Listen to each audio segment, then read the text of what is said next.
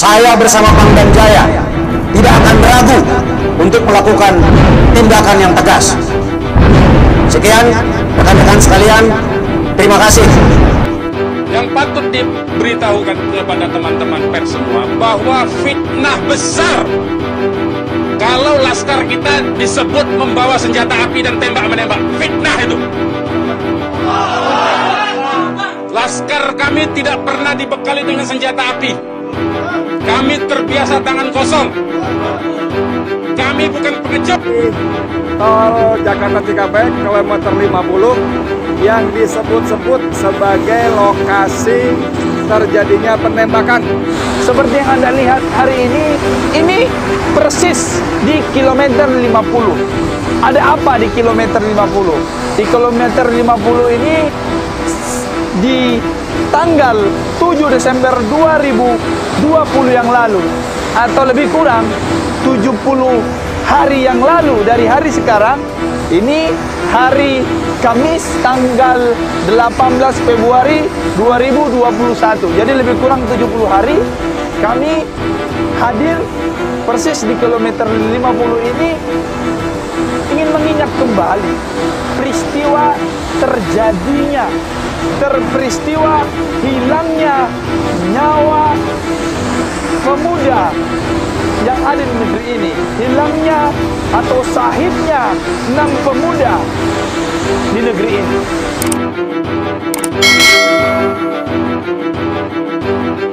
Assalamualaikum warahmatullahi wabarakatuh. Tentu kita masih ingat akan peristiwa terbunuhnya sekitar 6 orang nyawa manusia yang terjadi di sekitar KM 50 Tol Jakarta Cikampek yang begitu menyita perhatian publik saat itu. Namun kita belum genap beberapa bulan kasus itu belum terungkap, lokasi itu kini berubah menjadi rata dengan tanah. Menurut Rizal Fadilah, seorang pemerhati politik dan kebangsaan dari Bandung, hal itu harus menjadi pencermatan kita semua. Khususnya kepedulian kita terhadap rasa keadilan masyarakat dan penegakan hak asasi manusia, HAM, yang menjadi isu semua pihak untuk kebaikan negeri ini. Setelah pengosongan dari para pedagang di res area KM 50, berlanjut perusakan bangunan agar tak bisa digunakan, lalu penutupan bagi yang singgah, akhirnya bangunan itu kini seluruhnya telah diratakan dengan tanah.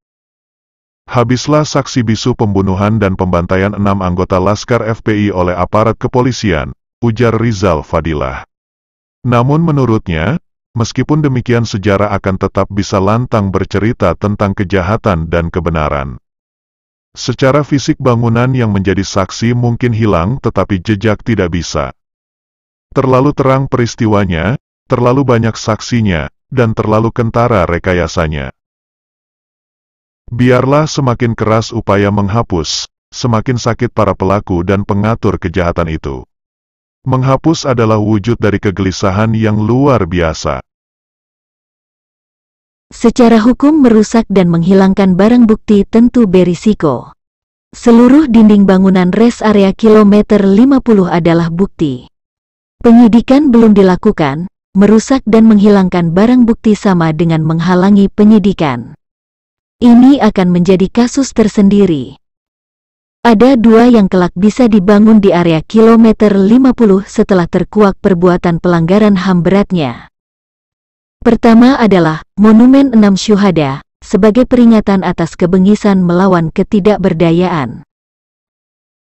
Kedua, Museum HAM ini lebih luas, bukan saja peristiwa pelanggaran HAM atas 6 Laskar FPI, tetapi banyak pelanggaran HAM lainnya. Katanya KM 50 dan sekitar area Karawang adalah tempat strategis yang menjadi saksi sejarah perjuangan demokrasi, hak asasi, dan anti penjajahan politik.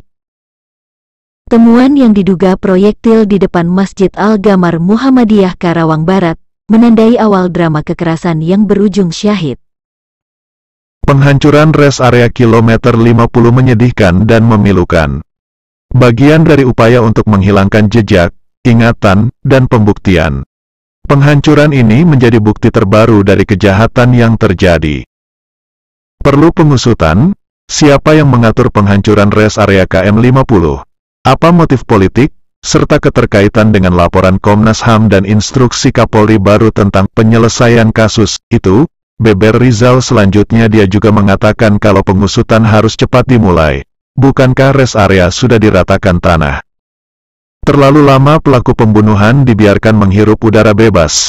Sementara aktor intelektual juga telah cukup waktu untuk berpikir keras agar dapat lolos dari jeratan hukum. Saatnya membuktikan kejujuran itu mampu mengalahkan kebohongan, keadilan dapat menggusur kezaliman, dan kekuasaan bertekuk lutut di bawah tajamnya pedang aturan hukum.